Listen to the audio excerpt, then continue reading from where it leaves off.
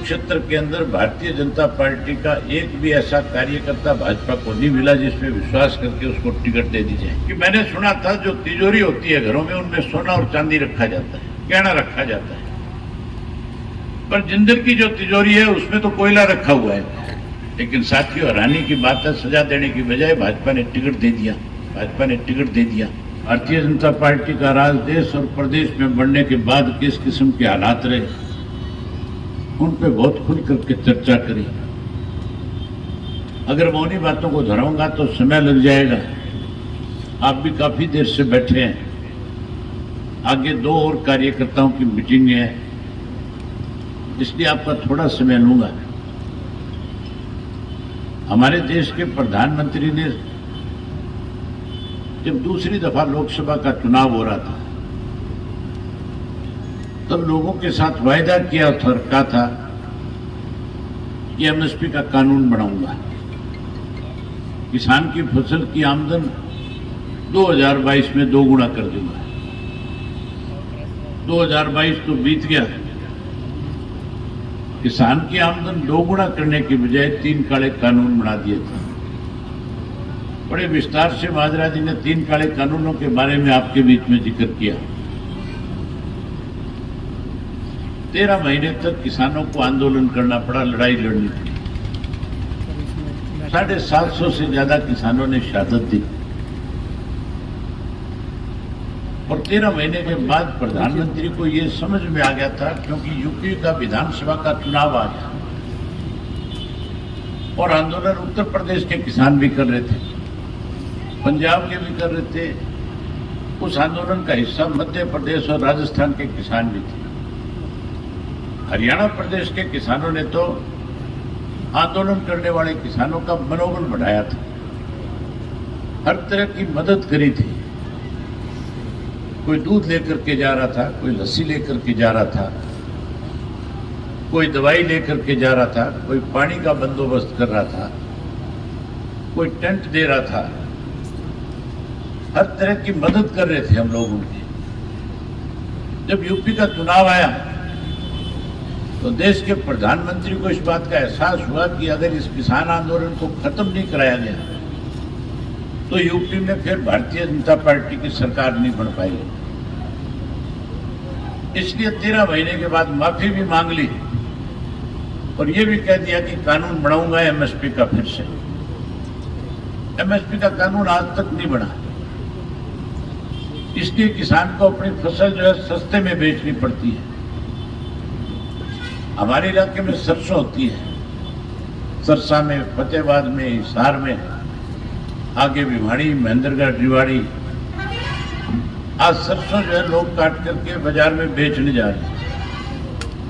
सरकार कहती तो हम खरीदेंगे, लेकिन खरीदने की बजाय पहले जहां धान में मॉइस्चराइजर की ज्यादा बता करके किसान की जेब काटते थे, अब ये कहते हैं कि सरसों में पहले लैब में भेजेंगे और उसमें देखेंगे कि किस सरसों के अंदर कितनी गुणवत्ता है, तेल कितने ज्यादा है। अगर तेल की मात्रा कम होगी तो फिर सरकार नहीं खरीदेगी। इसलिए आज किसान को 1000 रुपया क्विंटल सस्ते में बेचनी पड़ रही है। ये सरकार लगातार किसान कैसे कमजोर हो उसके लिए योजनाएं बना रही है, किसान को मारना चाहती है। अब साथियों, मौका है, अगर आप चाहते हो कि जो हमें परेशान करने वाले लोग हैं वो सत्ता से बाहर हों, तो फिर जिस तरह से आपने किसान आंदोलन चलाया था, उस किसान आंदोलन के अंदर आपने अपने गांव के घर के बाहर जो गांव का एंट्री था, जहां से गांव में लोग प्रवेश करते थे, मैंने अनेक गांवों के अंदर देखा था, लोगों ने बड़े बड़े बैनर लगा दिए थे कि भारतीय जनता पार्टी और जसपा का कोई भी व्यक्ति हमारे गांव में नहीं आ सकता। और इनकी हिम्मत भी नहीं होती थी कि कोई तुम्हारे गांव में आकर के, तुम्हारे से आकर के कोई बातचीत कर सके। यहां तक भी कैमला गांव के अंदर मुख्यमंत्री के हेलीकॉप्टर को नहीं उतरने दिया था। अगर आप चाहते हो कि ये लोग सत्ता से बाहर हो, तो फिर आपको जैसे किसान आंदोलन के दौरान एकता बनाई थी, उसी तरह से एकता बनानी पड़ेगी। फिर पंचायतें करनी पड़ेगी, आपस में बैठ करके बातचीत करनी पड़ेगी और हर व्यक्ति के साथ छोटा मोटा मनमुटाव है उसको भूलना पड़ेगा, तब जाकर के हम इन लोगों को सत्ता से बाहर कर सकेंगे। इस सरकार बनने के बाद महंगाई बढ़ गई,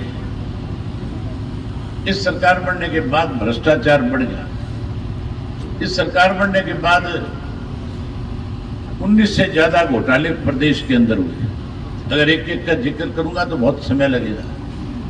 शराब का घोटाला हुआ, रजिस्ट्री में घोटाला हुआ, पेपर लीक घोटाला हुआ, उसके साथ साथ सहकारिता में कोऑपरेटिव के अंदर 100 करोड़ से ज्यादा का घपला हुआ। अनेक ऐसे दवाई की जो खरीद थी कोरोना काल के दौरान, उसमें 460 करोड़ रुपए खा लिए। कोई डिपार्टमेंट ऐसा नहीं छोड़ा जिसमें लूट ना मचाई। आज हर वर्ग के लोग इस सरकार से दुखी है, परेशान है, इस सरकार को बदलना चाहते हैं। आज चाहे व्यापारी है, कर्मचारी है, चाहे किसान है, मजदूर है, माताएं बहनें हैं, चाहे ये पढ़े लिखे नौजवान बच्चे हैं जिनको बेरोजगार कर दिया। इस सरकार ने तो, मैंने जब यात्रा करी थी 24 फरवरी से लेकर के 15 सितंबर तक, जब मैं हरियाणा प्रदेश के 2000 से ज्यादा गांव, शहर और कस्बों में गया, 4200 किलोमीटर पैदल चल करके लोगों से मिला, भाषण नहीं दिए, बात सुनी, पूछा कि इस सरकार बनने के बाद किस तरह के हालात हैं। बड़े बुजुर्गों की आम शिकायत थी हमारी पेंशन कार्ड की। गरीब आदमी खुल करके कहता था हमारे पीले कार्ड काट दिए। गांव में बिजली नहीं है, पीने के पानी की व्यवस्था नहीं है।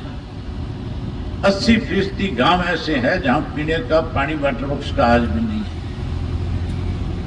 इस तरह के हालात हैं कि जहां गांव में पीएचसी बन गई, सीएचसी बन गई, उसके अंदर डॉक्टर नहीं है। जो अपग्रेड स्कूल हमने किए थे उन स्कूलों में मास्टर नहीं है। सड़कें सारी टूटी पड़ी है। सरकार ने कागजों में तो सारी चीजें दिखा रखी है, पैसा खा गए, सुविधाएं दी नहीं। ये आम शिकायतें थी लोगों की सब जगह पे। जिस सरकार ने हमारे बुजुर्गों की पेंशन काट दी, पीले कार्ड काट दिए गरीब आदमी को, तो सरकार को सबक मिलना चाहिए कि नहीं मिलना चाहिए? मिलना चाहिए। अब ये मौका है, इस लोकसभा के चुनाव के माध्यम से इस भारतीय जनता पार्टी को सत्ता से पार कर सकते। माजरा जी ने बताया था, बात 400 पार की करते हैं। हैरानी की बात है, आपके कुरुक्षेत्र के अंदर भारतीय जनता पार्टी का एक भी ऐसा कार्यकर्ता भाजपा को नहीं मिला जिसमें विश्वास करके उसको टिकट दे दी जाए। टिकट भी ऐसे व्यक्ति को दी है जिसके लिए स्वयं प्रधानमंत्री ने अपने भाषण में ये बात कही कि मैंने सुना था जो तिजोरी होती है घरों में, उनमें सोना और चांदी रखा जाता है, गहना रखा जाता है, पर जिंदल की जो तिजोरी है उसमें तो कोयला रखा हुआ है। प्रधानमंत्री ने कहा कि 40,000 करोड़ रुपए का इसने कोयले के अंदर जो है बेईमानी करी है। ये भी कहा था कि हम इसको कानूनन रूप से सजा देने का काम करेंगे। लेकिन साथियों, हैरानी की बात है, सजा देने की बजाय भाजपा ने टिकट दे दिया। दे दिया कि नहीं दे दिया टिकट? अगर ऐसे बेईमान लोग चुन करके जाएंगे तो फिर प्रदेश, देश और प्रदेश तरक्की करेगा तो फिर बर्बाद हो जाएगा। ये तो बर्बाद करने वाले लोग हैं। इसलिए साथियों, मैं तो आपसे एक निवेदन करने के लिए आया। कलायत हल्का हमेशा चौधरी देवीलाल की नीतियों को आगे बढ़ाने में आप लोगों ने हमेशा मदद करी है। आज भी कोई साथी हमारा जो है हमारे से अलग किसी और पार्टी में, उससे भी मिलो और उससे भी कहो कि तू दोबारा पार्टी में आ, हम तेरा फिर मान सम्मान करेंगे, हम तेरे को फिर वही इज्जत देंगे। चौधरी देवीलाल की नीतियों को आगे बढ़ाएंगे और हरियाणा प्रदेश में फिर से इंडियन नेशनल लोकदल पार्टी सत्ता में आए, इसके लिए रास्ता खोलने का काम करेंगे। अगर आप कुरुक्षेत्र की सीट जीतते हो तो फिर ये मान के चलो अक्टूबर में विधानसभा का जब चुनाव होगा तो फिर इंडियन नेशनल लोकदल पार्टी को सत्ता में आने से कोई नहीं रोक सकता। फिर आप हर हालत में सत्ता में आ जाएंगे। आज जहां कुरुक्षेत्र में आपकी ताकत बढ़ी हुई है, लोग तो कहते थे भाजपा वाले कांग्रेस वाले, ये पत्रकार भी हमारी गिनती नहीं करते थे। भाजपा वाले कहते थे 10 की 10 जीतेंगे, आज कैंडिडेटों के लाले पड़े हुए हैं। ये कांग्रेसी कहते थे हम तो सक्षम हैं, जो सक्षम कहते थे उनका आज तक संगठन नहीं है। आज तक वो तय नहीं कर पाए कौन कहां से लड़ेगा। कुरुक्षेत्र के अंदर तो हाथी खड़ा करके नहीं करके ऐसी पार्टी के साथ तालमेल किया है जिस पार्टी ने हमारा पानी रोक रखा है। अगर एसवाईएल का पानी हरियाणा प्रदेश को मिले तो फिर हरियाणा प्रदेश के अंदर पीने के पानी की कमी नहीं आ सकती। फिर तो 35 लाख एकड़ जो जमीन है उसकी सिंचाई और होगी, जिससे किसान को फायदा मिलेगा, सस्ते में उसकी फसल पकेगी। आज कांग्रेसियों ने उनसे हाथ मिलाया है जो हमारा पानी रोक रहे हैं। आप इन पानी रोकने वालों को यहां से वापस खाली हाथ भेजने का काम करो। हरियाणा प्रदेश में अपनी सरकार बनाओ। इंडियन नेशनल लोकदल पार्टी की सरकार बनने के बाद पंजाब के सारे रास्ते बंद करके आपका एसवाईएल का पानी आप तक पहुंचाने का काम। ना बीजेपी लेना चाहती, ना कांग्रेस पानी देना चाहती। कांग्रेस और बीजेपी अगर पानी लेना चाहती तो 2016 में हमारे पक्ष में फैसला आ गया था। फिर तो 7 वर्ष और नहीं निकलते, फिर तो हमें हमारे हिस्से का पानी मिल जाना चाहिए था। उस पानी के लिए अगर किसी ने लड़ाई लड़ी तो केवल इंडियन नेशनल लोकदल पार्टी ने लड़ी थी। हमने उसके लिए आंदोलन किए थे, जेल भरो आंदोलन चलाया था। अनेक साथी बैठे होंगे तो उस आंदोलन का हिस्सा बन करके उस जेल भरो आंदोलन के दौरान कैथल में जाकर के गिरफ्तारी दे करके आए होंगे। हमने उसके लिए पंजाब के रास्ते रोक दिए थे। हमें पानी मिले इसके लिए हमने जाकर के पंजाब के अंदर नहर की खुदाई के लिए सब हम कंधों पे कसी रख करके गए थे, गिरफ्तारियां दी थी, वहां की जेल में रह करके आए थे। आज सही समय आ गया है इन लुटेरों को और जो हमारा पानी रोकने वाला उनको सबक मिले। इसको आंदोलन की तरह चुनाव को लड़ना पड़ेगा। लड़ोगे आंदोलन की तरह इस चुनाव को?